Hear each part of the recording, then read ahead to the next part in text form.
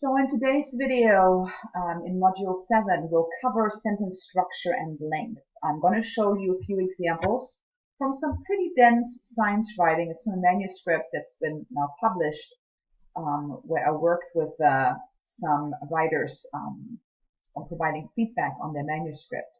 So don't get too caught up in trying to understand the technicalities of it.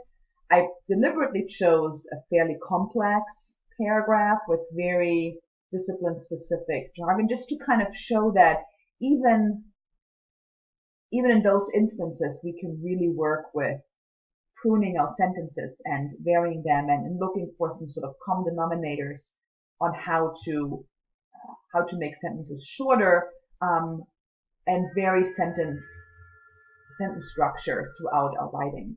And the one element I want to focus on today is pay attention that your verb and your subject and your verb in your sentence. So in the sentence, Paul kicks the ball, Paul and kicks are right next to each other.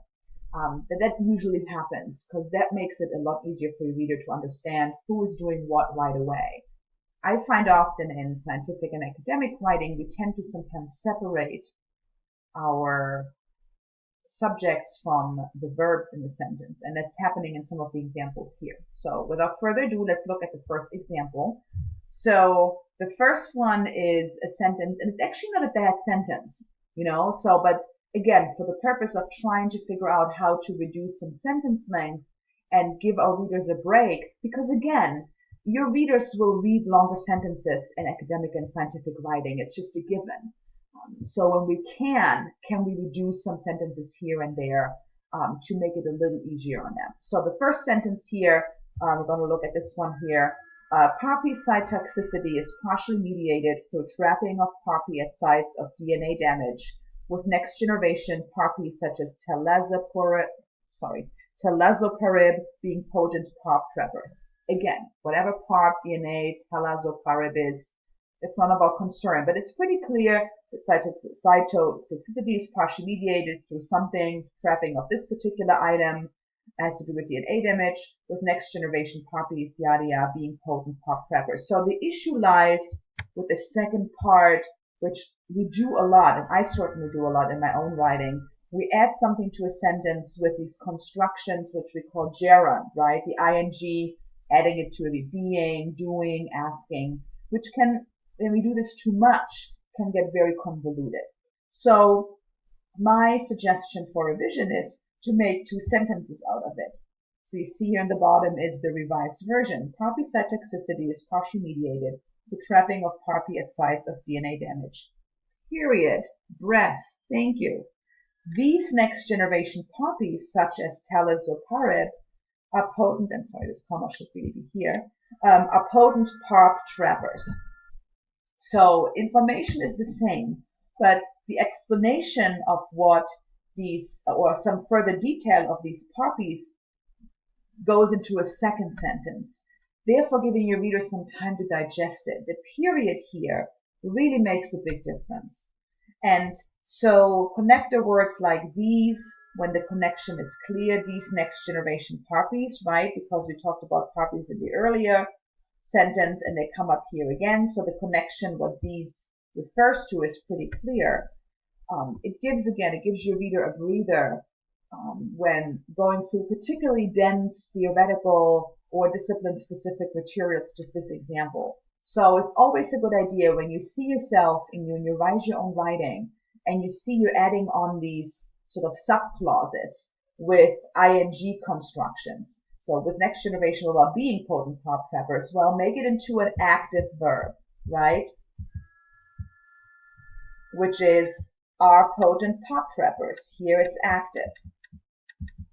And active not in the sense of like passive versus active voice, but active in actually it being a full verb rather than a verb form that is not a part, the subject or the verb that relates to subject of a sentence.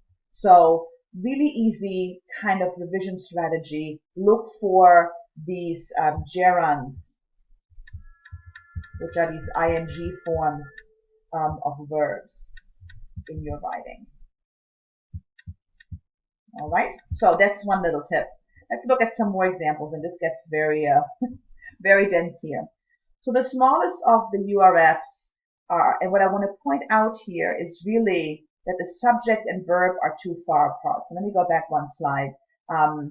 This is a very technical chapter from a very technical and discipline, audience-specific and genre-specific text. So again, I've chosen this deliberately because I think in these instances, there's not that much room for maybe taking jargon out and discipline-specific language because these things have to be described in a certain way and the audience is fairly limited. That doesn't mean that we have to make it harder on our audience than it already is. So the issue here is in this first sentence, which is right here.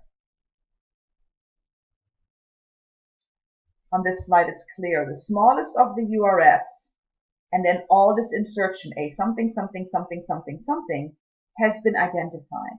Subject and verb are too far apart. Again, that's another thing you can look for when you're writing, when you're revising your work. Does this explanation of what the smallest of the URFs are, does it really have to be in between the subject and the verb of the sentence? Well, I say no. Right? Definitely not. So let's look at a revision example. So the original sentence again here, the smallest of the URFs, yada yada, has been identified. So the first revision to shorten the long sentence, well, it's pretty simple. The smallest of the URFs has been identified as the animal equivalent. So basically what I'm doing, if you look back at the original, I'm taking out all this explanation here out of the sentence, and then I'm adding another sentence. So this becomes sentence 2 in the revision, right? And you know, this is a 207 nucleotide, blah, blah, blah, blah. I add this as a second sentence. Here comes the explanation. And I do this to preserve sort of the sacred unity of the English language, and as I like to call it, which is the subject, verb, object position in a sentence, right? Subject, verb, object. And the example I always like to use is Paul kicks the ball, right? Paul is the subject, kicks is the verb, ball is the object. So if we can keep those, if we can preserve this kind of unit as much as possible, that's a really good goal. Again, it's not always possible because you don't always just write about Paul kicks the ball goes on the street, right? We write much more complex sentences. But this sort of basic unit, keeping that in mind, preserving that as often as you can, is a really good idea. So rather than having this insertion, this long explanation, separating the subject and the verb, I would put it afterwards in a separate sentence. Sorry about that. There we go. Get a little breather here.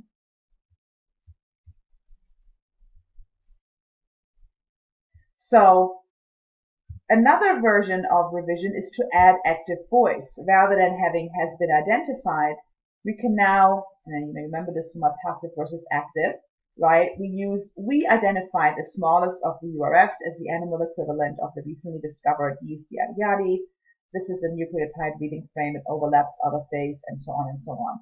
So that's another way where, if you're noticing, using at least two of our principles, active voice, using active voice as much as possible, as well as shortening sentences to really make your science writing more effective. So that's really the trick. And many of these, and you might have noticed this, we're now in week 7, especially in some of the reading today, I think in Helen Sword's chapter that you're reading this week. If you haven't read it yet, you'll notice that when she talks about what she calls smart sentencing, she actually talks about a lot of other principles that we have covered at different times in our course as well that contribute to creating smart sentences, because right, the sentence is really our basic unit of expression.